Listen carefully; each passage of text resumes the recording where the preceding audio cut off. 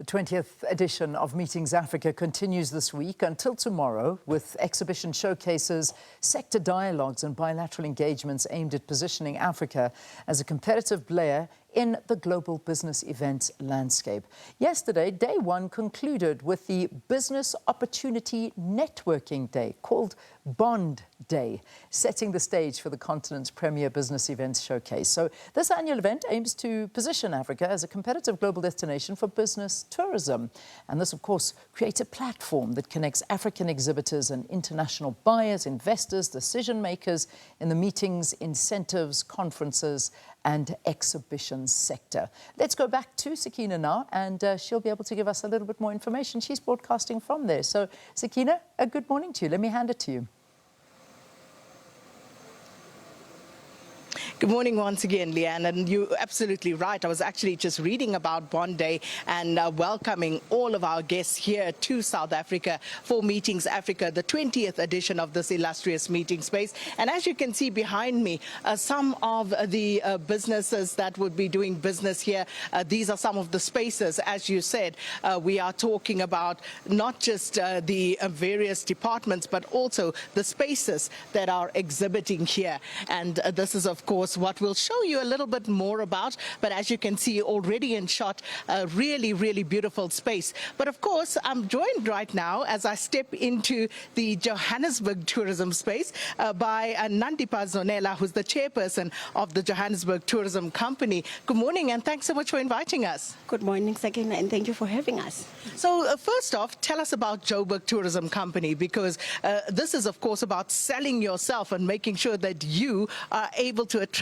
as much of the investment possible here on the floor. Look, Johannesburg Tourism Company is a city's entity that deals with marketing destination. That's its main primary responsibility. One of our key strategic priorities is the mayoral priorities of economic growth and creating employment. So let's talk about that economic impact, because that is, of course, key. So as Joburg Tourism, did you set yourself any targets coming in here of exactly what you want to achieve? Look, we have been setting ourselves targets consistently as an institution, but for Meetings Africa, as you know, that we have already hosted this in 2025, and we will be doing this for the next 5 years, and we are grateful for that opportunity. We had in the past 2024-2025 financial year made about an economic impact of about over 260 million rands in revenue. And that is quite big, because that also means that you are able to create jobs, you are able to support SMMEs, and you are able to showcase Johannesburg as a destination for MICE and all that goes with it. So what sets Johannesburg apart from other destinations across the African continent? Because everybody who's here is competing for a slice of that MICE cake. So what sets Joburg apart? Of course, we are the leading MICE destination in the continent. That makes us the gateway to Africa and the continent. We are Johannesburg. We lead. So most of the people that are here today, they are matchmaking, they are meeting businesses, they are doing a lot that is going to contribute to economic growth, both in the continent and in South Africa and globally. So that's what sets us apart. We have got strong infrastructure, we have got hotels, we have got all our meetings and our business environment, which is very vibrant. And that's what sets us apart is Johannesburg. So yesterday at the opening, a lot said about bonds and BONDay. So how's it been going for Joburg?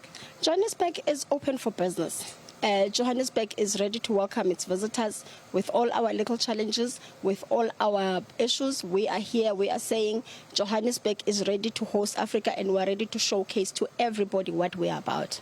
And the citizens obviously are always concerned about return on investment. You touched on it a short while ago, but they want to know, how does this impact them? How is this a valuable return on investment for the money in the province?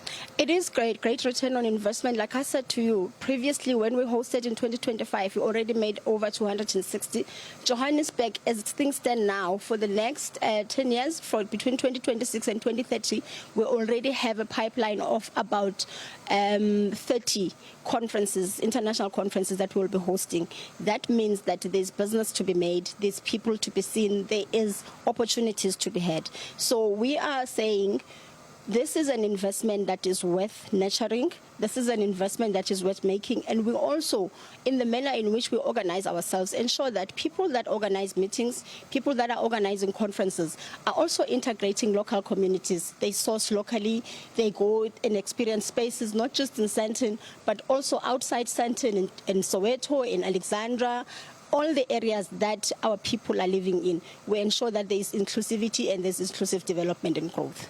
And just finally, Ms. Zonela, when you look at tourism in general, but business tourism in particular, relies very heavily on things such as safety, on, a viable transport system. So what reassurances can you give to people and businesses about Johannesburg and what it has to offer? JTC has already collaborated with JMPD and the private sector to deal with issues of destination safety. We have placed security personnel on popular destinations in our precincts and in our streets. And secondly, the issue of cleanliness, destination cleanliness, we've already partnered as well with city parks as well as Pick It Up.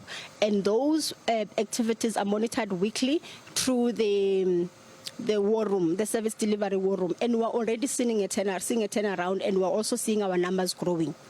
Well, thanks so much, Ms. Zonela. That's Nandipha Zonela, who's the chairperson of the Johannesburg Tourism Company, speaking to us about what the city of Joburg has to offer.